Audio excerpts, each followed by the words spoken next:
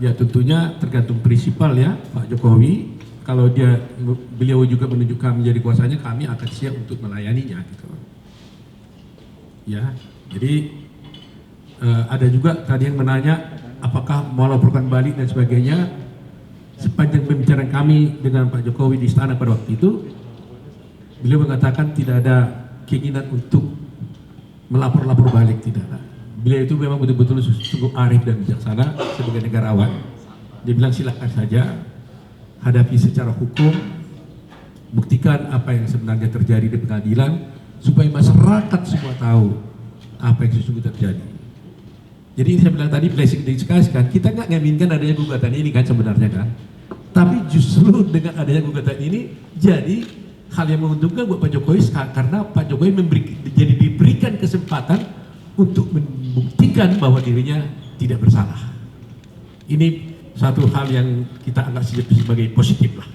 Ya, tadinya dianggap itu gangguan, tapi akhirnya kita pikir ya ambil petik hasilnya bahwa ini salah satu cara panggung untuk bisa membuktikan bahwa Pak Jokowi tidak benar seperti yang mereka tuduhkan. Gitu. Silakan. Apapun yang disampaikan oleh orang luar, termasuk Dewan Keamanan PBB dan sebagainya, itu kita tidak perlu komentari. Putusan ini sudah menjawab semuanya. Ya kan? Kami tidak perlu membuat narasi-narasi untuk membantah sana sini. Ya, karena kalau saya membantah nggak habis-habisnya. Jadi kita selesaikan di meja pengadilan. Dan hari ini putusannya jelas bahwa gugatan mereka itu tidak diterima. Ya, dengan berbagai alasan yang sudah saya sampaikan tadi. Jadi kami mengambil posisi seperti itu. Daripada kami menjawab sana sini, membantah sana sini, yang tidak berujung, maka yang paling baik karena kita negara hukum, maka adalah dengan adanya putusan ini menyelesaikan semua persoalan-persoalan dan tuduhan yang ada sebelumnya. Saya kira itu poin yang paling penting. Jadi kalau maunya ada orang mengatakan Pak Jokowi begini-begini, ya tinggal bilang aja, lihat aja putusan pengadilan. Ya kan, supaya jangan ada dispute kan, tidak ada lagi persoalan. Tapi kalau kita hanya gonjang-ganjing di media, itu kan tidak akan ada kepastian. Tapi kalau sudah pengadilan memutuskan, ya saya kira itu menjadi pegangan kita. Dan ingat, bukan kita yang gugat ya, mereka yang menggugat, dan akhirnya pengadilan menyatakan tidak menerima gugatan mereka. Itu paling penting. Putusan ini baru keluar tadi kira-kira jam 11 pagi.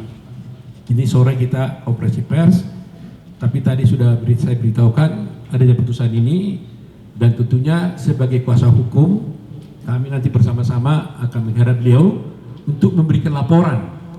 Kan itu wajib ya sebagai seorang profesi. Kami menerima kuasa dari beliau, otomatis kami laporkan bagaimana hasil daripada pelaksanaan kuasa ini. Nah setelah itu nanti kami akan mendapat informasi apakah langkah selanjutnya daripada Pak Joko Widodo. Tapi selama ini yang kami ketahui, Pak Joko Widodo itu tidak pernah berpikir untuk melapor-laporkan orang. Dia dengan jiwa besar menerima, ya sudah diselesaikan aja melalui pengadilan. Tidak ada niat lapor polisi, nekan orang dan sebagainya, nggak ada. Begitu arif dan bijaksana soal itu. Ya, demikian juga Pak Pratikno yang ikut juga sebagai tergugat di sini, dia tenang-tenang saja, dia bilang ya udah ikuti proses hukum aja. Jadi saya kira kalau ada yang ingin bertanya langsung kepada Pak Jokowi, kami persilahkan, atau langsung mewawancarai juga Pak Pratikno, silahkan ya. Tapi hari ini kami mewakili beliau melalui Pak Joko Widodo. Saya kira sudah cukup bisa memberikan penjelasan kepada masyarakat tentang adanya fakta-fakta ini.